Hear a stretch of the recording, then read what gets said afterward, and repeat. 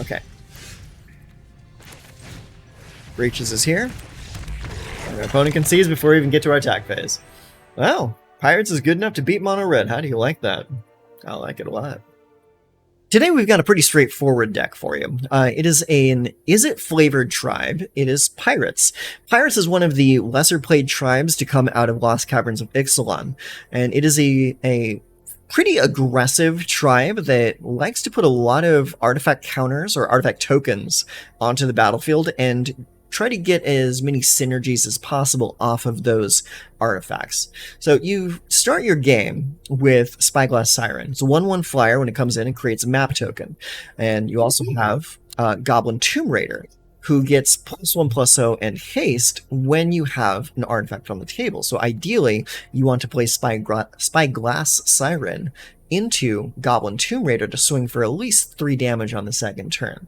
It also runs a couple things like Sticky Fingers and Voltage Surge to, 1, generate more tokens, and 2, get a little bit of value out of the tokens that you're not spending all of your resources on. Because one of the times when you are tapping out every turn to put more dudes on the table, you don't have enough mana left over to activate map tokens that are left behind by Spyglass Siren. So sometimes you might want to throw one away to Voltage Surge. It also runs a couple copies of Malcolm. Malcolm is a pretty decent card draw engine and is good because it has Flash. Flash 2/1 flyer for only 2 mana is, like, on its own, is really good. All that extra text about drawing cards, just consider that a bonus, honestly. Then we have Staunch Crewmate. He's a 2/1 for 2 that basically does impulse for artifacts or pirates when you cast him. So you get to look at the top 4 cards of your library, put one of those into your hand.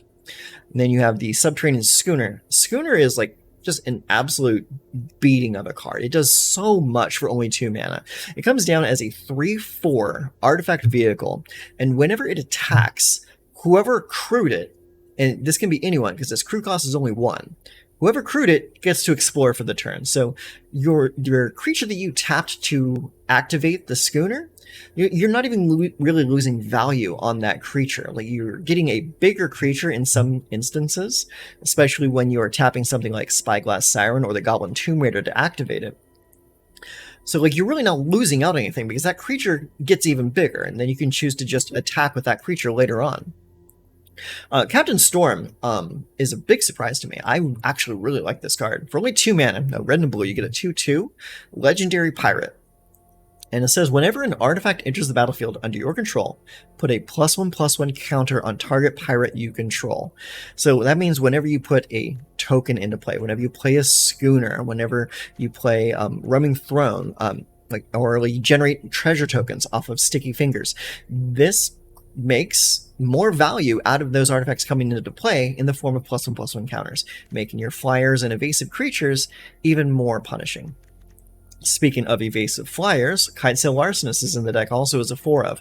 This is probably one of the premier pirates in the entire deck, probably out of the entire set, honestly, just because for only 3 mana you get to nullify an opponent's creature and make more artifact tokens. And also, something I didn't really consider is that Kitesail Larcenist, when you play it, it starts the activation by choosing a creature or an artifact for yourself to turn into a treasure token. And if you do that, oh, hi, how you doing, bud? Need some attention?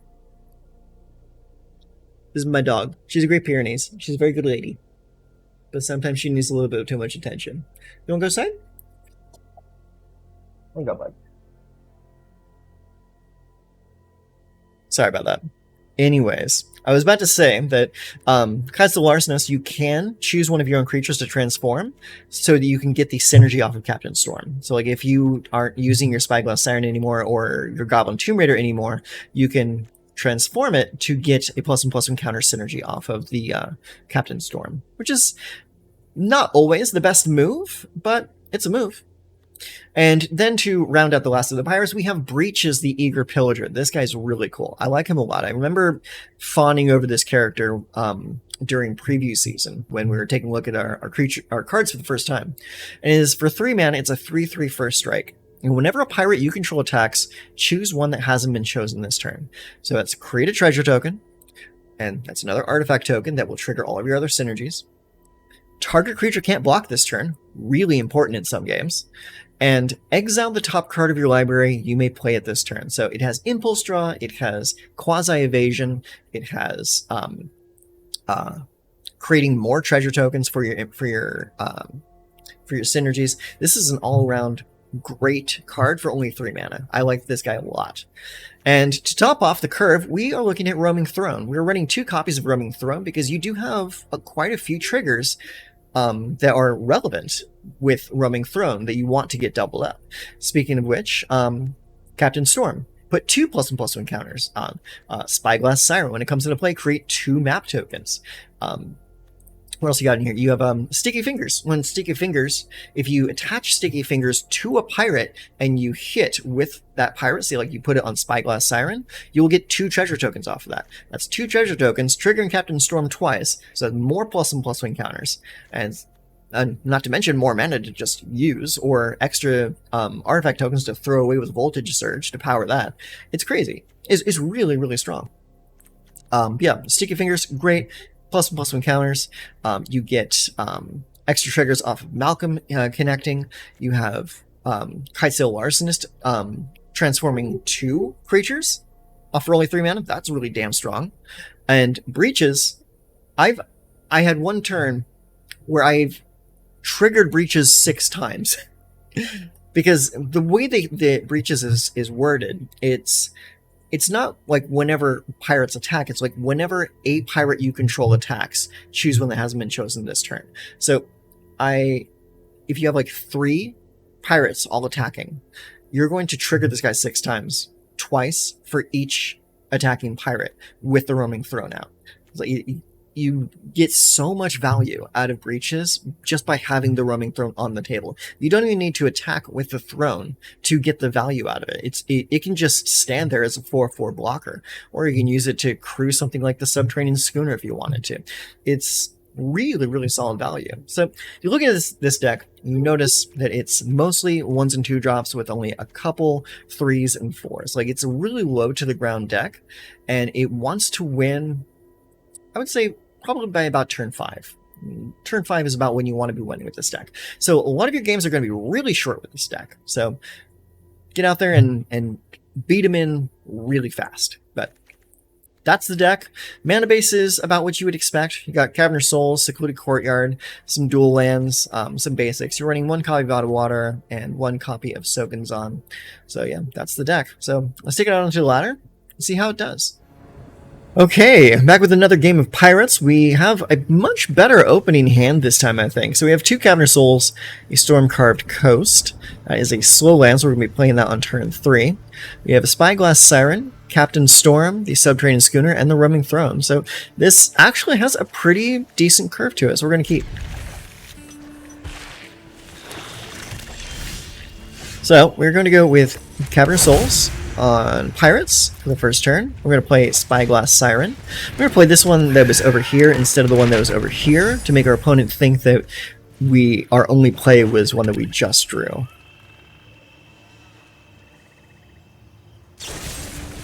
Alright, Children. Perfect. Alright, we're going to play another Cavern of Souls, naming Pirate. We're going to do an Irate Pirates here. We're going to go with another Captain Storm. And next turn, we can play Spyglass Siren into Subterranean Schooner. Oh, cool. And our creature actually survives a turn. We are very happy with that. So, first up, we're going to play the Schooner. Captain Storm gets a counter. Then we're going to play the Spyglass Siren. It's going to come in and create another artifact for us, giving another +1 counter. This time we're going to give it to the Spyglass Siren. And then we're not going to attack with the Schooner because it just came in this turn. So animating it would be kind of pointless. So instead, we're just going to attack with the Captain. We're going to end the turn.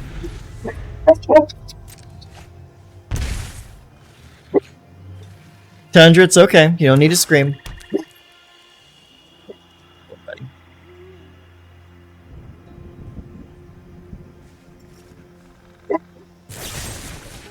Okay, doing cut down, huh? Alright, well, we're going to use her animate. Okay, they didn't do anything with it. Alright, we're going to go Cavern Souls one more time. Going to go Pirate, because why not? Because this is a pirate deck. I'm going to play the Roaming Throne. Saying we're going to name Pirate. Duh. Get a +1 counter there, and a +1 counter there. Boom, boom. And we're going to attack for 5.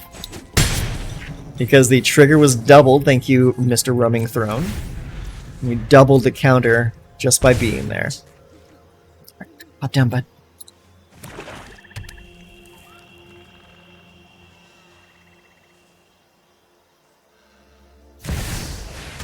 Oh, Soren's coming in. Okay, he's going to play Soren, and he's going to create a token. Right? Yeah, that's what I thought. Thankfully, we have Adawara in hand to bounce said token. Ooh, or we could do this.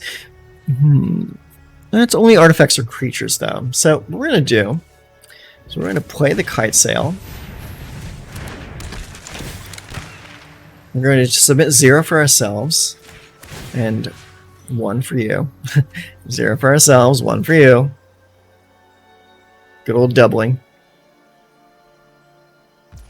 Okay, and now we are going to activate the schooner by tapping the Kite Sail. And our opponent is going to say no thank you. We have seen enough. We know what's happening. Alright, once more onto the breach. So we have 2 Shivan Reef and a Storm-Carved Coast. Normally, I wouldn't keep a hand with 2 Painlands in it, but we're playing an aggressive deck, so I don't really care. So we're going to go with Keep. And we're going to hope it wasn't Mono-Red. Alright, let's go and play that. Yep.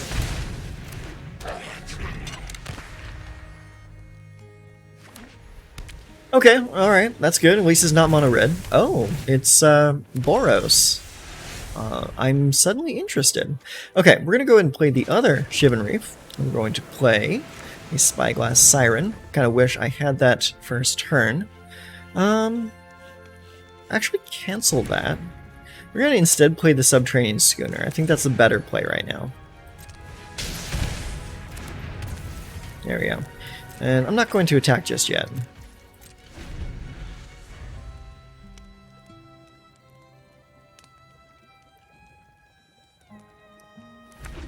I want to keep my schooner available just in case.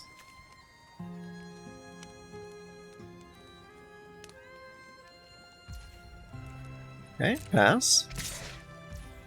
Alright, they're going to come in. I'm just going to let them hit me for 2, because I feel like they have a way to pump their creature. Or at least deal damage to my creature.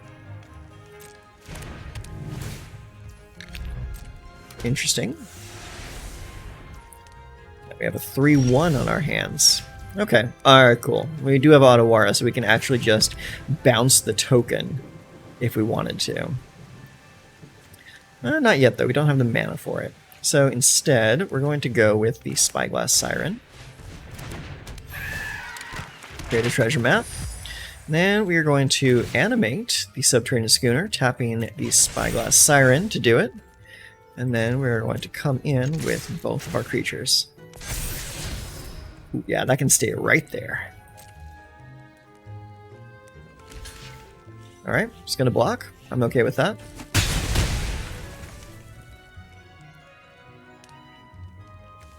Okay, and we're going to say end turn because we can cast Malcolm at the end of our opponent's turn.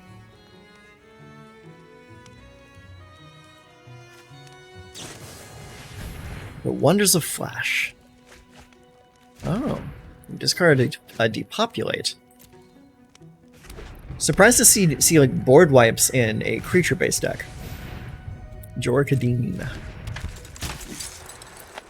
When this thing attacks, it gets +X until an turn. X is the number of equipped creatures you control. Then, if Jorkadine's power is 4 greater, draw a card. Okay, so he's not threatening me just now. Pass, and you come on in. I'm okay with that.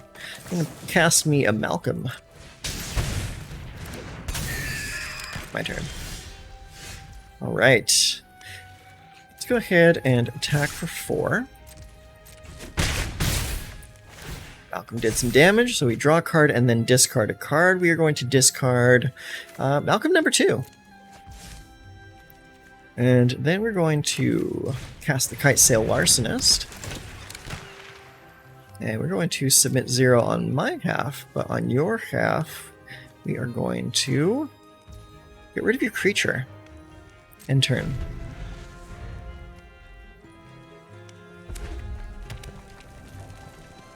It's got a lot of land over there.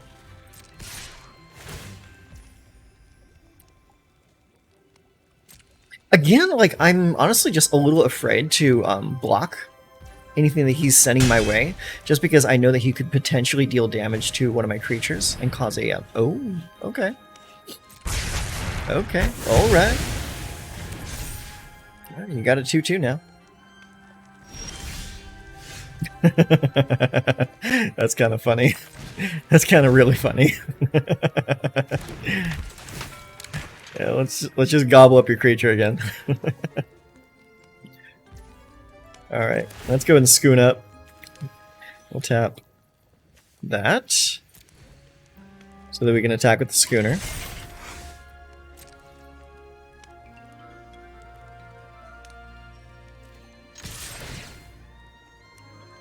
Alright, Sail gets a potential +1 counter.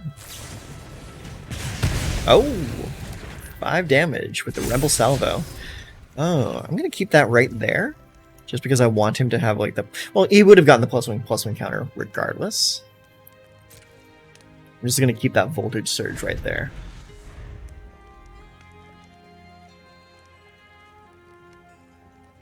I really like Explore as a mechanic. It's like it's kind of like Scry with extra steps. Oh, a Sword of Fortune Frontier, huh? Okay. Okay, alright. Let's go ahead and play the Staunch Crewmate. Alright, Staunch Crewmate is going to find me a Spyglass Siren. So I'm going to cast that Siren.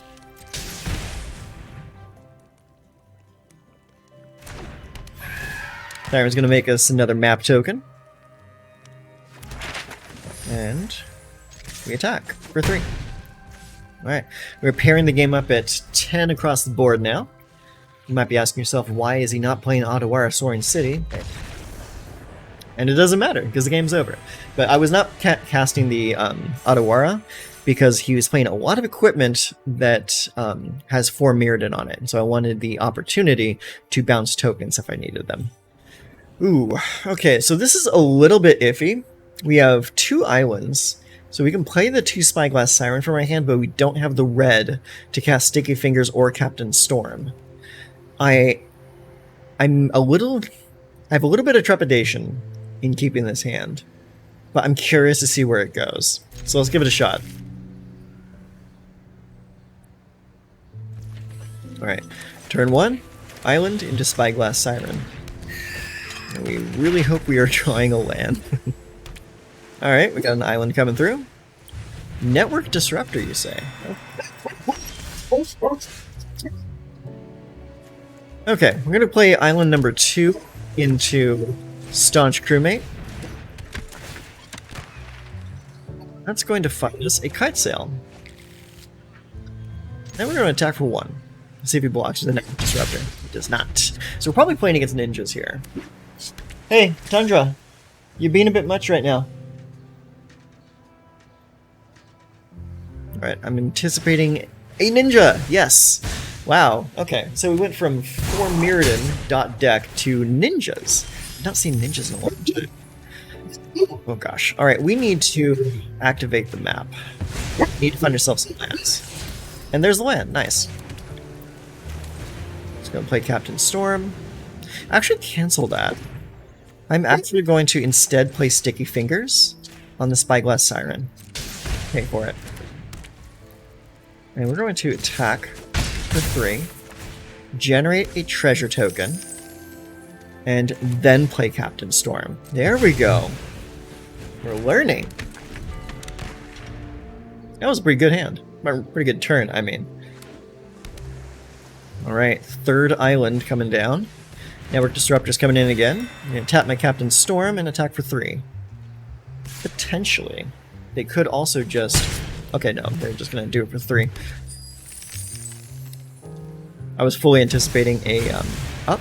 Okay, they're using treasures to get a Kaido in because they're missing their black land drops. Okay, so we're gonna go mountain. We're finally getting there. I'm going to go ahead and play the Kite Sail Larcenist. And we are going to select 0 of our own and 1 of theirs. And then we're going to play Spyglass Siren. Give ourselves a artifact and also a +1 counter to the Spyglass Siren. And then we're going to all attack. Boom, boom, boom. Knock him down to 10. Create another treasure token and another +1 counter for the Kite Sail. And end turn. I'm digging Captain Storm here. Captain Storm's pretty cool. Okay, so they finally got their black mana. Moon Snare Specialist. Ninjutsu 3, when it enters the battlefield, return up to 1 target creature to its owner's hand. Okay, yeah, that makes sense. I would have done the same. Just gonna draw a card and then discard a card because he did not attack. You only get to keep the card if you attack. That's a nice looking island. Alright, Voltage Surge. So we're going to go ahead. We're going to Kite Sail. Submit 0 for myself. But 1 for you. Get rid of that. And then we're going to go... We're going to go with Spyglass Siren first. Autopay. Hey, Tundra. Chill out, dude. It's okay. Dogs are being rambunctious right now. Okay, so we're going to put a +1 counter on the Kite Sail. And then we're going to go next. We're going to go... Let's see, do we have enough to just win right now? So that's 4, 5... Not really. Not really. Okay, so we're going to go ahead and we're going to attack this and this right here. And then this is going to come at you right there. Let's get that Kaido off the table.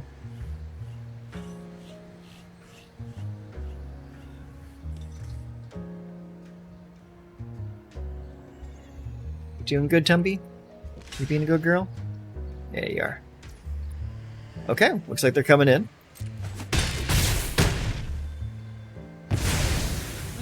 Okay, very good. I like it. I don't want to use the mana from the treasure to explore right now. I think it's a waste. So we're just going to hang on. Just in case we need a map token to sacrifice to the Voltage Surge gods. Okay, buddy. And looks like that was it for this game. Decided enough was enough. Okay, our opponent for the day is Johnny Boo. We have a Secluded Courtyard, a Stormcarved Coast, and Sokenzan. And we also have the Captain Storm, Kite Sail Larcenist, a Goblin Tomb Raider, and Breaches the Eager Pillager. I kind of like this hand, so I think we're going to stick it. So first things first, we're going to play the Secluded Courtyard. We're going to name Pirate so that we can play our Goblin Tomb Raider on turn 1. We've got a mountain and 2 Phoenix Chicks. So we're up against Mono-Red. Not the best. Not the worst, but not the best also. So let's go ahead and play Sokenzan. And we're going to play a little Captain Storm there. Attack for 1.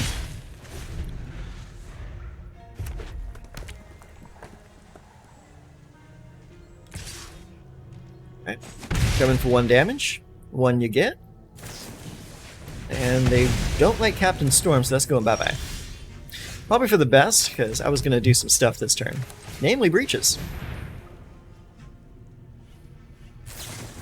Okay, and they're going to kill my little Gobbo right there. They are not a big fan. They did not want me getting attack triggers. Alright, Mishra's Foundry's here. And we take 1 from the Phoenix Chick. And they're going to lightning strike my Breaches. I'm totally fine with that. Okay, we're going to go with Cavernous Souls, naming Pirate once again. We're going to play the Kite Sail Larcenist. And get rid of your Phoenix Chick. Since you're so fond of removing my creatures, I feel it's only fair to return in kind. But hey, now you have a treasure token, so enjoy.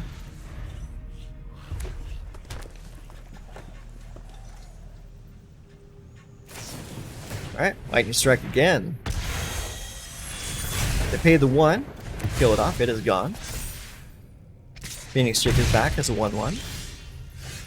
Alright, Stormcarved Coast into Kite Sail Larcenous once again. I'll submit 0 for myself and 1 for you. Woo. I'll end the turn right there. They're drawing a lot of lands for a mono-red deck. Okay, resolve. Pass. Pass. I don't see them casting anything, so I'm going to say no blocks. Aha! There's the Monstrous Rage.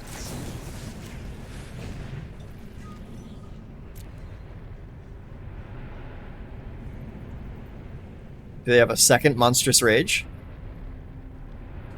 If they do, I will laugh my ass off. They do. Wow. Okay, that's cool. I take 7. GG. Alright. Create a map token. Honestly, no attacks, because that just leaves him open to attack with the Mishra's Foundry. Instead, we are going to explore. Alright, we get a land. End turn. Really no reason keeping the land in hand.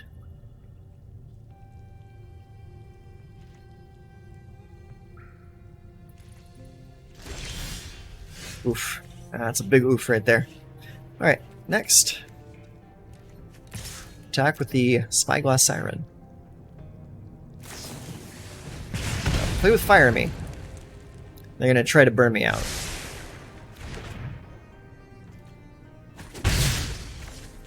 Let's go and play that. Keep that 1 card in hand, make them think. Charming Scoundrels here. Okay. Put a Wicked Roll on the Charming Scoundrel. Ooh, okay. Roaming Throne is here. Very nice. Let's say Pirates. Say next. And we're going to just attack with the Spyglass Siren because I need my creatures available to block. If I swing in with everything, it's going to do like just a little bit of damage to them and leave me wide open to attack. Okay, Monastery Swift Spears here. Okay, Sticky Fingers, popping it right there. They have nothing to stop me with. To attack with the Spyglass Siren. Alright. Thankfully, the Roaming Throne gives me 2 tokens for my attack.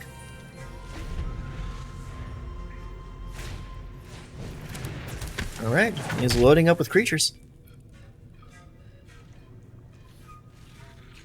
He's thinking about attacking now. Not good. Next. Again, just attack with that. 2 more treasure tokens. I'm loaded to the gills with tokens and nothing to use the mana on. It's not good. It's not a good look. Alright, he's got more land than he needs also. So he's kind of just... I assume he's just like waiting for an opportunity. So we're going to play the Goblin Tomb Raider. He's building his forces up, waiting for an attack.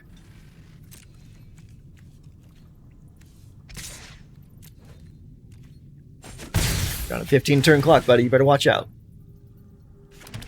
Now, if only I had like a Tezzeret to start animating these tokens I'm generating.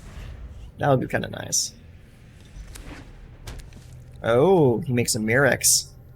That might be enough to turn the tide. Alright, Spyglass Siren. Alright, making 2 tokens. So we're actually going to start using them right now on this Spyglass Siren. Okay. We're actually going to keep that right there because I want to get the +1 counters on it.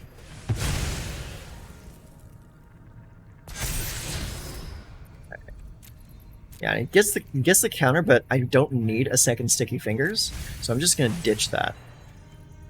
And now we are going to attack for 3.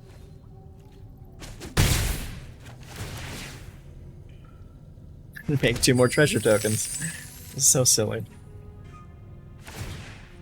Okay. Makes a token.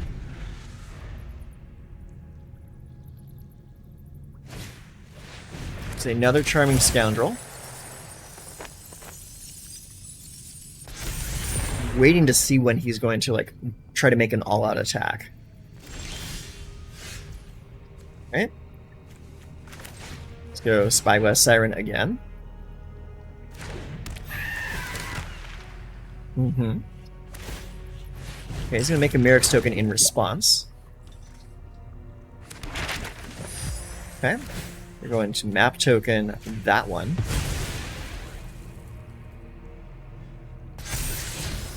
Ooh, breaches. Yeah, I want to keep that right there.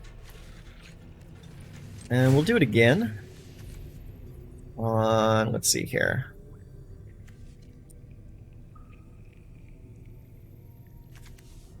I think we'll do it on the kite sail. Just get another +1 counter out there. Keep it right there. Okay. I'm going to go next. Now, let's see here. If I attack with 2 creatures, that use me 4 creatures to block with. And he's got 1, 2, 3, 4, 5, 6, potentially 7 creatures to attack with. So I think we only attack with 1 Spyglass Siren.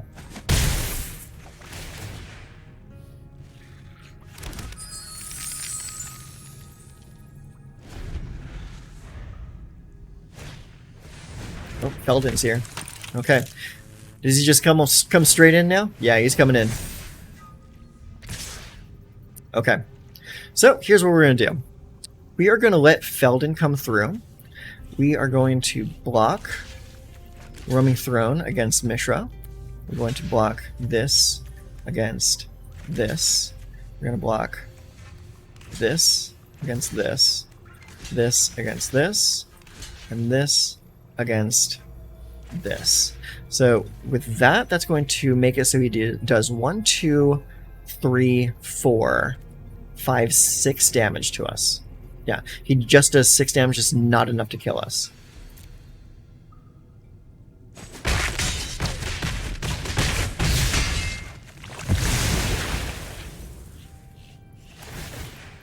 Yeah, okay. Breaches is here. Our opponent concedes before we even get to our attack phase. GG. Okay, so we played our games and we're back with the post-game wrap-up, and I have some thoughts. So, more than anything else, like, this is an aggressive deck. So you want your opening hands to be pretty spot on. So you're probably going to find yourself wanting to mulligan pretty aggressively.